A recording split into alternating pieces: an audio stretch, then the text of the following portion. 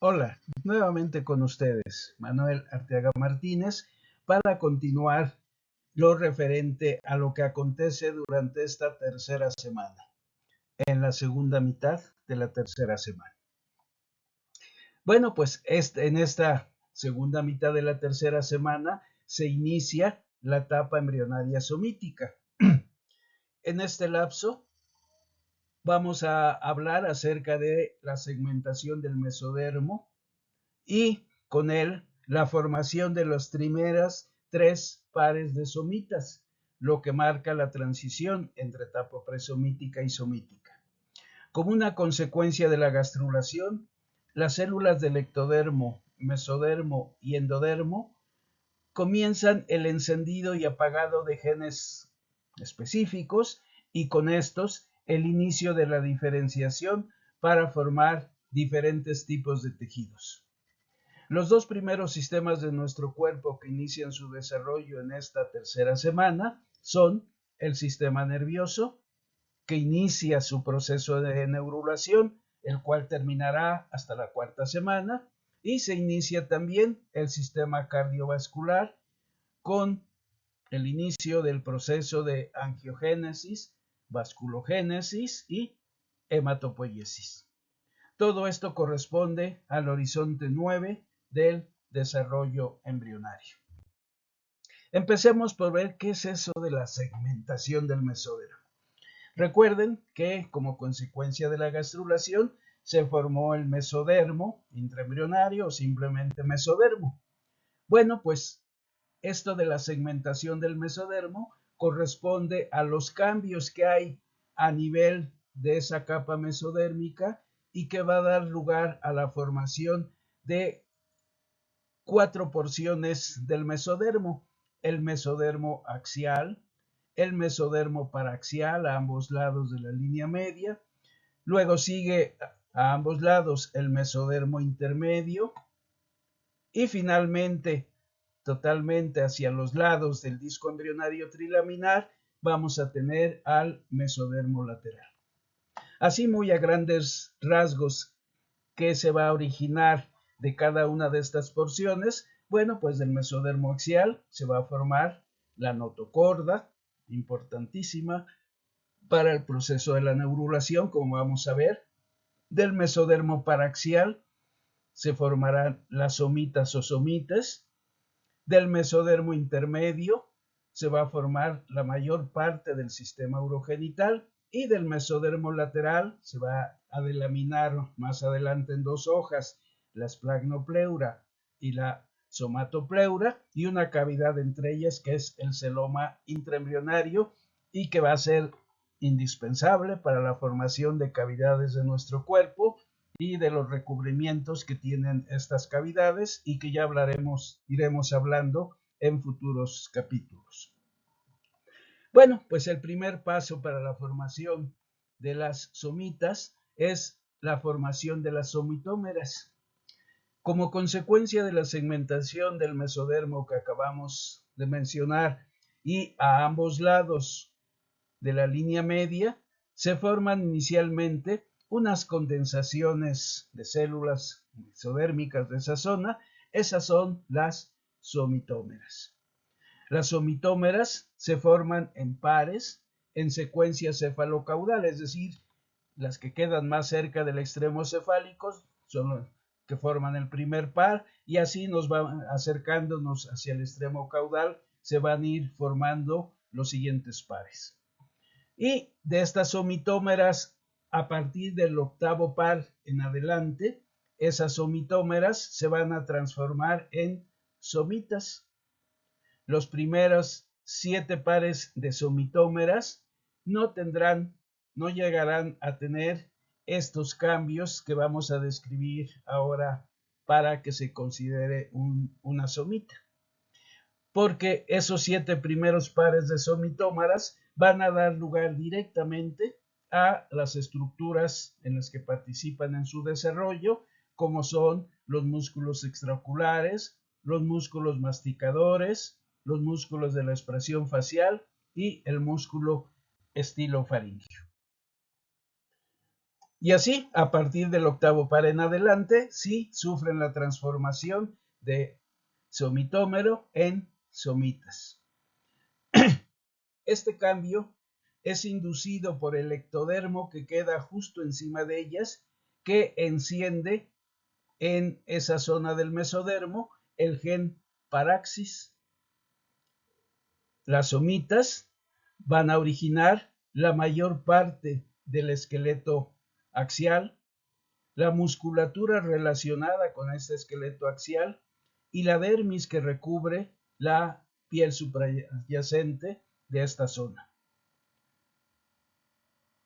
Para la quinta semana del desarrollo, como veremos en los siguientes capítulos, ya se han formado aproximadamente entre 42 a 44 pares de somites. En esta semana que estamos revisando, final de la tercera semana, aquí es donde aparecen los 3 primeros pares. Y después, en los siguientes capítulos, hablaremos más acerca de ello. Ahora veamos la neurulación. Y la neurulación, ese proceso se inicia en esta semana, pero va a continuar todavía durante la cuarta semana, y en estos momentos solamente hablaremos acerca de lo que acontece en la tercera semana, y ya su culminación en la cuarta lo hablaremos en el siguiente video. La neurulación es el proceso por el que a partir del ectodermo se va a formar un engrosamiento, la placa neural, del que se originará el tubo neural. Esto ya, este cambio a tubo neural será hasta la siguiente semana. Y además del tubo neural, una población especial de células que son las crestas neurales. Y entre tubo neural y crestas neurales darán origen al sistema nervioso de nuestro cuerpo. El proceso, como ya dije, se inicia en esta tercera semana, pero no terminará sino hasta la cuarta semana. Se inicia la neurulación con la formación del proceso notocordal. El proceso notocordal es un cordón macizo de células que se va a desarrollar durante la gastrulación y que va a ir avanzando en dirección, en la línea media y en dirección al extremo cefálico del embrión, en dirección de donde está la placa precordal, que recuerden, aquí las células en la placa precordal del epiblasto e hipoblasto originales están muy unidas, y cuando este proceso notocordal llegue hasta ahí, no va a poder avanzar a través del proceso notocordal.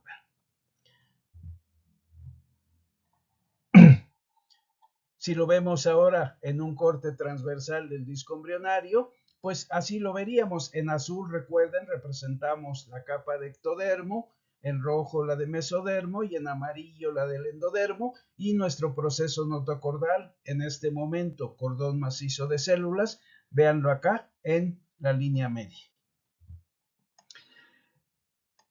Pero ese proceso notocordal se reacomodan sus células y comienza a dejar un espacio, un hueco en su interior, el conducto notocordal, el cual va a ir avanzando este proceso de cavitación hasta llegar a donde está la membrana bucofaringea, que no lo va a permitir que avance más allá. Y de esta manera, en el corte transversal, vean, lo que originalmente era el proceso notocordal, ahora ya es un conducto notocordal. Y en este conducto notocordal, las células que quedan en su piso, es decir, en relación con el endodermo, se fusionan con esta última capa y comienzan a formarse pequeñas perforaciones que van a comunicar transitoriamente la luz del conducto notocordal con el saco vitelino que está debajo. Estas perforaciones confluyen hasta transformarse el conducto notocordal en una placa notocordal, porque le falta, ya es una placa, ya no es un conducto, porque le falta la parte inferior. pero los bordes laterales de la placa notocordal se van a comenzar a aproximar entre sí y van a volver a reconstituir la forma original que tenía el proceso notocordal. Bueno, pues a esta estructura que se formó por esta reconstrucción que tuvo la placa notocordal, esa es la notocorda. Durante algún breve periodo de tiempo va a haber una comunicación entre la cavidad amniótica y el saco vitelino, comunicación que recibe el nombre de canal neuroentérico y que posteriormente terminará por desaparecer. ¿Qué importancia entonces tiene la notocorda? Por un lado, pues define el eje longitudinal del embrión. Sirve como base para el desarrollo del esqueleto axial. Indica el sitio futuro de donde se formarán los cuerpos vertebrales. Bueno, una vez que la notocorda tuvo esta acción y va a actuar sobre el ectodermo suprayacente, en fin, para los cambios que veremos en el siguiente video, pues esa notocorda va a degenerar y desaparecer y solamente quedan vestigios de la notocorda a nivel del núcleo pulposo de los discos intervertebrales, no de las vértebras, sino a nivel de los discos intervertebrales. Y por esta importante misión que tiene la notocorda, se le considera esta estructura como el inductor primario para la formación del sistema nervioso, no solo de la placa neural, sino del sistema nervioso. Y así, gracias a este proceso, ¿sí?, de la notocorda va a inducir al ectodermo para que esa zona que está cercana a la notocorda se transforme en el neuroectodermo, del cual se va a formar la placa neural. Ahorita hablaremos más de ella. Y esta placa neural va a formar un surco a lo largo de ella, el surco neural, que dará lugar al canal neural, que posteriormente se transformará en tubo neural, y los bordes laterales formarán los pliegues neurales para que de ahí se formen las células de las crestas neurales. Bueno, la placa neural, hablaremos primero del engrosamiento. Acuérdense, se forma gracias a la inducción que tiene la notocorda, ¿sí? Esa inducción participan varias moléculas, pero de las más conocidas que se ha visto que tienen que ver, que tiene que producir la notocorda para que haya esa diferenciación del ectodermo, son la anogina y la cordana. Así pues, la placa neural es un engrosamiento del ectodermo suprayacente a la notocorda. Se le describe una forma piriforme y, dada esa función que va a tener de dar origen al sistema nervioso, comúnmente la designamos como el neuroectodermo. Esa placa neural, aproximadamente en el día 19, a todo lo largo de ella, comienza a invaginarse formando un surco, el surco neural, cuyas porciones laterales son los pliegues neurales.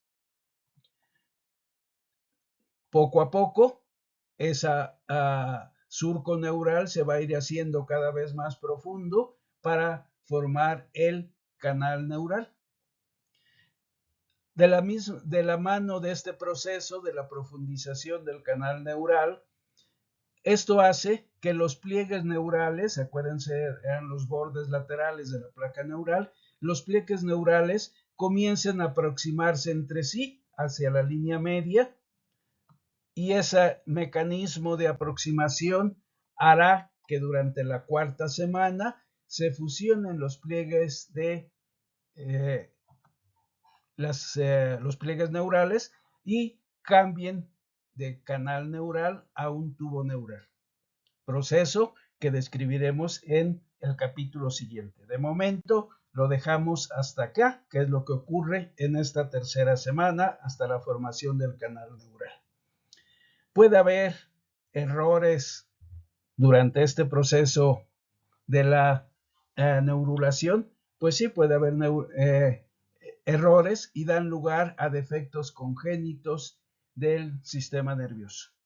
Los defectos congénitos del sistema nervioso son muy frecuentes, ocupan de los primeros lugares en frecuencia y en severidad. Gran parte de estos defectos se deben a una neurulación anormal, esto que hemos estado hablando en los últimos minutos, lo que frecuentemente produce los defectos de cierre del tubo neural, con una formación anómala o ausente de las estructuras que cubren y protegen al sistema nervioso, lo cual hace que este tejido nervioso degenere y no dé lugar a las estructuras normales que de ahí deben de formarse. Estos defectos de cierre del tubo neural se han relacionado con deficiencias vitamínicas, específicamente ácido fólico, lo que ha llevado a campañas de salud en todo el mundo enfocadas a dar una suplementación de ácido fólico durante la vida reproductiva de la mujer. Hablaremos bastante más de este tipo de defectos, sobre todo en el capítulo correspondiente a desarrollo del sistema nervioso. ¿Y qué hay con el sistema circulatorio? El sistema circulatorio, como saben, está constituido por el corazón, los vasos sanguíneos y la sangre, las células sanguíneas. Bueno, pues hablaremos primero de los vasos sanguíneos, que es lo que ocurre en esta tercera semana. En esta tercera semana, pues, se inicia el desarrollo de los vasos sanguíneos, de las células de la sangre y se inicia inclusive el desarrollo del corazón. Y cuando finaliza esta tercera semana, comienza la circulación sanguínea. Los vasos sanguíneos extraembrionarios, es decir, lo que queda fuera del cuerpo del embrión, van a ser los primeros en comenzar a formarse y esto va a ocurrir a nivel del mesodermo del saco vitelino, el tallo de conexión y el corion, iniciándose aproximadamente hacia el día 16. Después comenzarán a formarse los vasos dentro del embrión, los intraembrionarios, de la capa del mesodermo intraembrionario. Tanto dentro como fuera del embrión, los vasos sanguíneos se forman a partir de células mesenquimáticas mesodérmicas, los angioblastos, que se van agrupando para formar los islotes sanguíneos. Estos angioblastos son los precursores de las células endoteliales y, como vamos a ver en unos minutos, también de las células sanguíneas. Y la parte en sí de formación de los vasos sanguíneos tienen que pasar tanto los intra como extraembrionarios por el proceso de vasculogénesis, el de angiogénesis, remodelación y maduración. ¿Qué cosa es la vasculogénesis? En la vasculogénesis, los angioblastos se unen unos con otros formando cordones macizos de células que posteriormente se van a canalizar y se van a diferenciar de las paredes de estos tubos que así se forman. De ahí se van a originar las células endoteliales de los vasos sanguíneos. El tejido en el que están desarrollándose esos vasos sanguíneos es quien regula el desarrollo de ellos a través del factor de crecimiento endotelial vascular. De esta forma, los vasos sanguíneos al principio son solo conductos endoteliales sin el resto de cubiertas que ustedes saben que tienen los vasos definitivos. Sigue el proceso de angiogénesis. Y la angiogénesis consiste en el crecimiento de los tubos endoteliales por proliferación de las células situadas en los extremos o por división de los vasos endoteliales preexistentes que se formaron como consecuencia de la vasculogénesis. Los esbozos de los tejidos en que se están formando estos vasos sanguíneos secretan factores angiogénicos que promueven la división y migración de las células endoteliales para el crecimiento de estos brotes vasculares. Y se han identificado múltiples moléculas pero estas tal vez son las que se consideran las más importantes.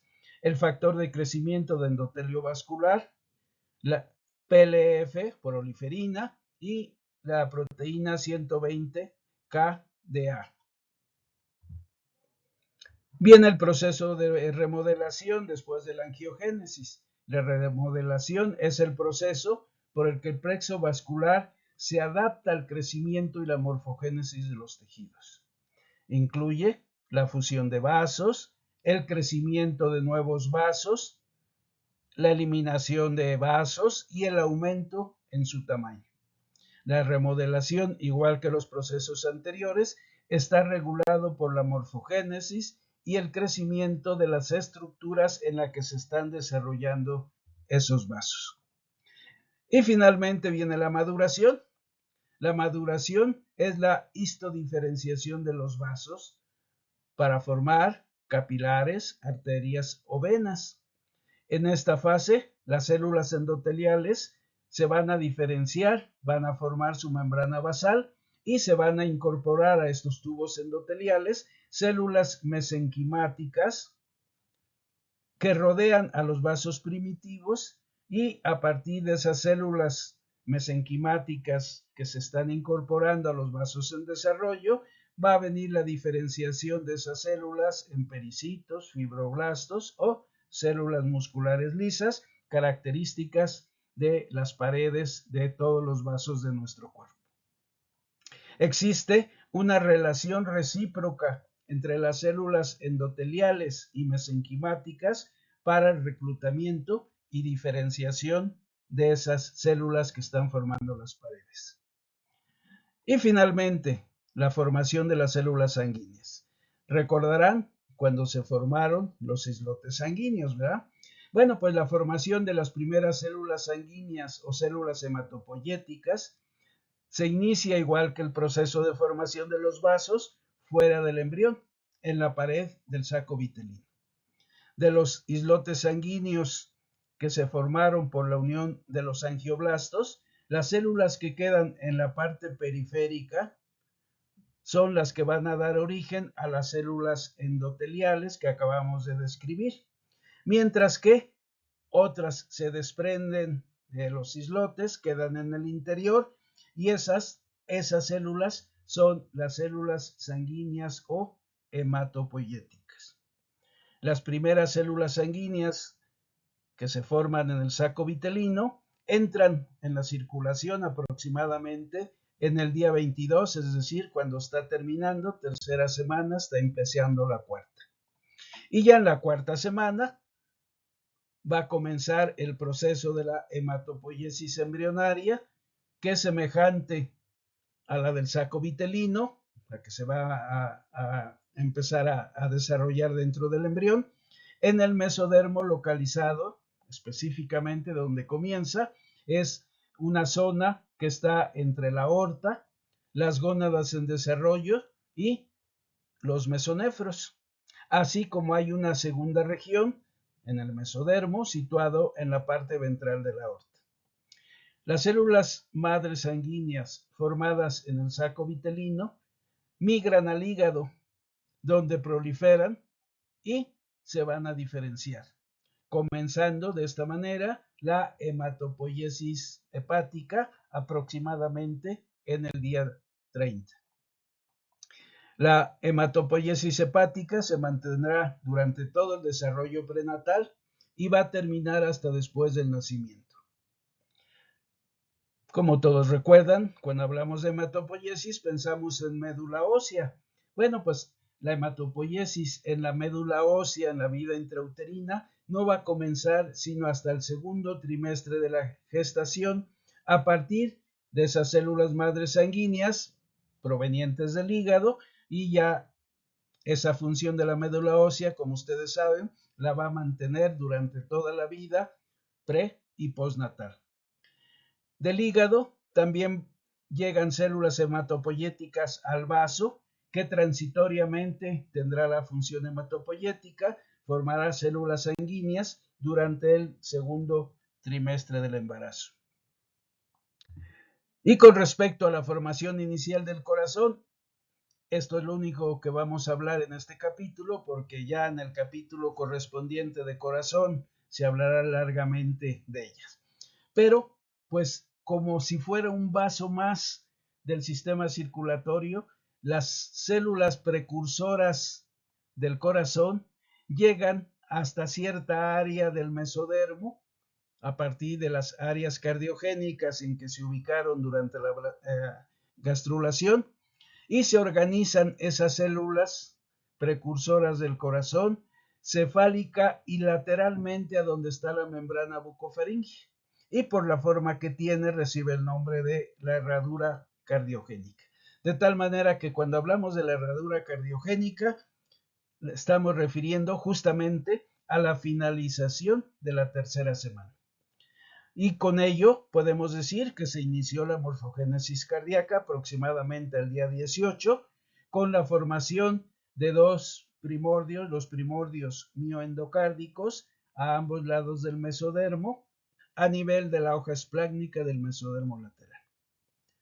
Cuando finaliza la tercera semana, los primordios que acabo de mencionar se fusionan y dan lugar a la formación de un vaso modificado, que no es otra cosa más de que el tubo cardíaco primitivo, y que va a comenzar a tener sus contracciones, su latido, a partir del día 21-22, es decir, la transición entre tercera y cuarta semana, y de esta manera podemos considerar que comienzan las circulaciones intra y extraembrionarias. Y como dije antes, pues acerca de esto hay todo un capítulo sumamente largo donde hablaremos todos los detalles de qué es, cómo se va a ir desarrollando el corazón a partir de estos primordios. Y con esto concluyo este video y los invito a que vuelvan a leer dicho capítulo para que reafirmen todos estos conceptos. Muchas gracias por su atención y nos vemos en otro video.